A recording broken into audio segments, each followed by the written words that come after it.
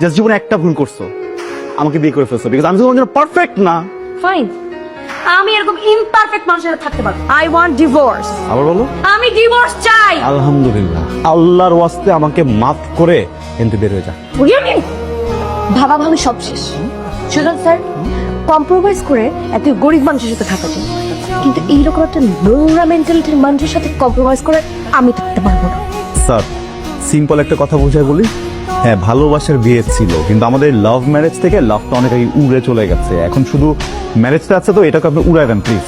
লাভ থাকবেও না। আমি কোথায়? হসপিটালে। কিচ্ছু হয়নি আপনার, কংগ্রাচুলেশন, আপনি মা হতে চলছেন। কার মা? কে মা? আরে কার মাকে এই উল্টা অর্ডার প্রশ্ন করতেছো তুমি বোকা? তুমি মা, তোমার পেটের ভিতরে আমার বাবু হচ্ছে, আমি বাবু হতে চলেছি। একটু আগে ডিভোর্স পেপারে সাইন করে আসছি, আমি মা হতে চলছি মানে? আর আশ্চর্য কথাবার্তা। প্লিজ, এটা একটা হসপিটাল, আপনার একটা সুসংবাদের ব্যাপার। ডিসিশন কি নিবেন না নিবেন এটা বাসায় গিয়ে নিতে পারেন। তুমি আমাকে তোমার এই চেহারাটা আর কোনোদিন দেখাবো না। It's okay, it's okay. এই সেম ভুল ধারণা আমারও ছিল, বুঝছো? আমিও ভাবছিলাম যে গতকালের পর আর কখনো তোমার চেহারা দেখতে হবে না, কিন্তু দেখো এখন বুঝতেছি, তোমার চেহারাটা না দেখলে তো আমি তো শান্তি পাবো না, আমার তো রাতে ঘুম হবে না। আমি কার দিকে তাকা থেকে ঘুমাবো একটু বলো? আর তুমি যে বাসা থেকে চলে যাবা, তুমি তো একা একা যাবা না, সাথে করে তো পেটের ভিতরে আমার বাবুটাকে নিয়ে যাবা, এটা তো আমি হতে দিব না, বুঝছো না শোনা?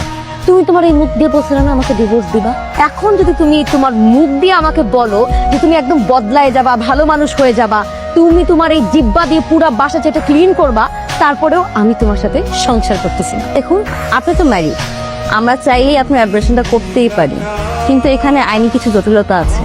ইভেন আপনার অভিভাবক আর আপনার হাজবেন্ডকেও প্রয়োজন আছে, তার পারমিশন ছাড়া আমরা আপনার অ্যাব্রেশনটা করতে পারবো না। আপনি সিয়াম সাহেবের ওয়াইফ বলছেন? এখন সে আমার হাজবেন্ড না। তারপর বলুন, ফোন করেছেন কেন? জি, উনি একটা অভিযোগ জানাইছে আপনি নাকি ওনার বাচ্চা অ্যাবর্শন করতে যাচ্ছেন। মানে আপনি বললেই হবে নাকি? দেখুন ম্যাম, এটা আমার কথা না, এটা কোর্টের কথা। উনি কোর্টে অভিযোগ জানাইছে, কোর্ট পরবর্তী সিদ্ধান্ত না জানানো পর্যন্ত আপনি এই বাচ্চা অ্যাবর্শন করতে পারবেন না।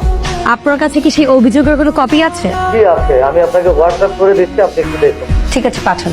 আমি খাবো না। জান, তোমাকে তো একটু খেতেই হবে জান, বলছি না খাবো না। পরে কিন্তু আমাকে দোষ দিতে পারবা না। পুরো খাবারটা খান, আর না হয় আমাদের সাথে থানার জন্য। আশ্চর্য, আমার খেতে ইচ্ছে করছে না, আমি জোর করে খাবো। এই ধরনের প্রশ্ন করে লাভ আছে? আমার তো এখানে কিছু করার নেই। হ্যাঁ, আইনের সামনে আমার হাত পা সবই তো বাধা। দেখো, আমি একটা কথা বলি, দেশের প্রচলিত আইন অনুযায়ী গর্ভাবস্থায় একজন নারী এমন কোনো কাজ করতে পারবে না যেটা পেটের ভিতরে সন্তানের জন্য ক্ষতিকারক। কিসের গাড়ি এটা? কার গাড়ি? তোমার গাড়ি না, মানে বাবু হওয়া পর্যন্ত এটা তোমার গাড়ি, বুঝছো? মাসিক চুক্তিতে নিয়ে ফেলছে। প্রেগনেন্সি প্লাস 4 মান্থ অনেক বেশি রিস্কি, বিশেষ করে রিক্সায় ওঠা। রিক্সা তো ওঠাই যাবে না, এটা বাচ্চাদের জন্য অনেক ঝামেলা, বুঝছো? দুজনই ঝালমুড়ি হয়ে যাওয়া। উঠে পড়ে রিস্কি হলে হোক, তবু আমি এই গাড়িতে যাবো না। দেখি হলো, হ্যাঁ এভাবে কেউ গাড়ি চালায়? আস্তে আস্তে যাও মিয়া। মামা, আপনি সামনে যে গাড়ি পাবেন সেই গাড়ির উপর উঠাই দিবেন, যান। আর আস্তে যাও না, তুমি এটা কি করতেছো?